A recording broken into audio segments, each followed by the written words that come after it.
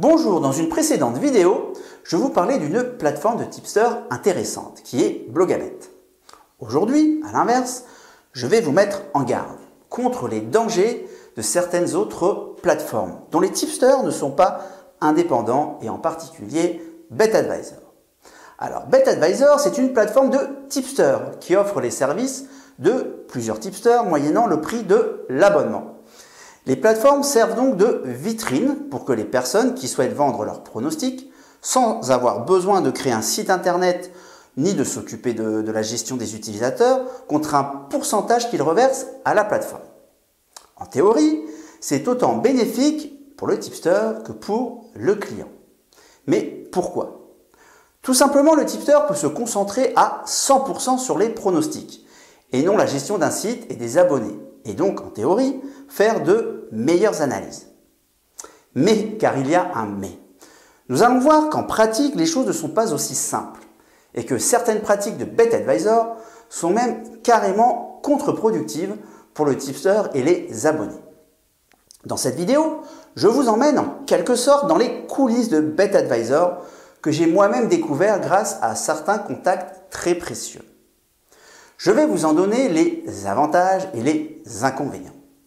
Alors les avantages, vous allez trouver facilement des tipsters avec des bilans certifiés. Une interface pratique du site avec les ligues ou les types de paris effectués par le tipster. Le bilan mois par mois, un classement des meilleurs tipsters. Les inconvénients.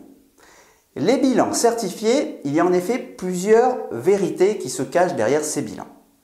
D'une part, BetAdvisor n'indique désormais plus le bookmaker sur lequel prendre le pari à la cote indiquée, ce qui leur permet en pratique d'enregistrer dans leur bilan des cotes provenant de bookmakers peu sérieux ou avec des limites de mise ridicules. À cela, il faut ajouter des chutes de cotes assez importantes et donc une impossibilité d'obtenir la cote enregistrée dans leur bilan. À leur décharge, un tipster de qualité, et donc suivi par beaucoup de monde, aura toujours des cotes qui chutent. Pas besoin d'avoir un bac plus 5 pour comprendre cela. À vous de réagir très vite. Un autre défaut, et non des moindres, qui à première vue n'en paraît pas un, c'est qu'un tipster doit d'abord passer par leur Tipster Academy.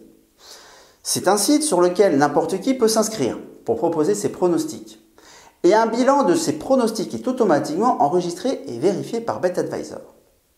Puis, BetAdvisor embauche les meilleurs tipsters provenant de cette académie. Le problème, c'est qu'une fois que ces tipsters deviennent payants, BetAdvisor garde les bilans que les tipsters avaient dans la Tipster Academy. Le bilan n'est en soi pas vraiment trafiqué, mais il n'en demeurera pas pour autant véridique, car à l'époque, le tipster n'était ni payant ni suivi au moment de poster ses pronostics. Et croyez-moi, c'est totalement incomparable. La pression qui repose sur vos épaules lorsque l'on parie que pour soi ou sans être suivi, ou lorsque l'on vend ses propres pronostics. Ceux qui n'ont jamais été tipsters payants ne peuvent pas comprendre de quoi je parle, mais moi je vous le dis en toute sincérité. Donc quand vous choisissez un tipster, c'est un paramètre à prendre en compte. De plus, BetAdvisor ne sélectionne que les tipsters de sa Tipster Academy, ayant un ROI proche de 20%, ce qui est difficilement tenable sur le long terme, à quelques rares exceptions. Autrement dit, les meilleurs tipsters potentiels sont recrutés sur la base d'un good run, c'est-à-dire d'une bonne série.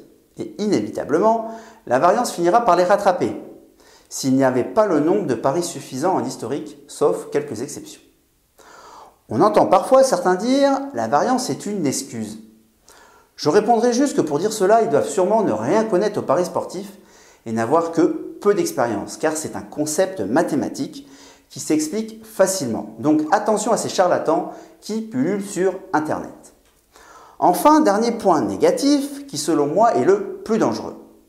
En plus de la pression naturelle qui repose sur les tipsters, du fait d'être suivis, BetAdvisor leur impose des règles strictes de publication. BetAdvisor leur donne par exemple un minimum de paris à atteindre chaque mois. Mais je vous le dis, c'est aberrant car si un tipster ne repère aucune value, il doit se forcer à donner un pari. Je vous pose la question. Un no-bet vaut mieux qu'un pari donné sans conviction et qui sera perdant. Bon, alors je vous rassure un peu quand même pour finir, car tout n'est pas noir sur les plateformes de tipster et chez BetAdvisor, certains tipsters sont assez constants, mais il est important de connaître l'envers du décor et c'est mon rôle de le faire et de vous donner des infos fiables émanant de mon réseau de contacts tissé depuis des années. Je précise que mes vidéos sont faites pour que vous puissiez devenir un parieur intelligent et donc un parieur gagnant.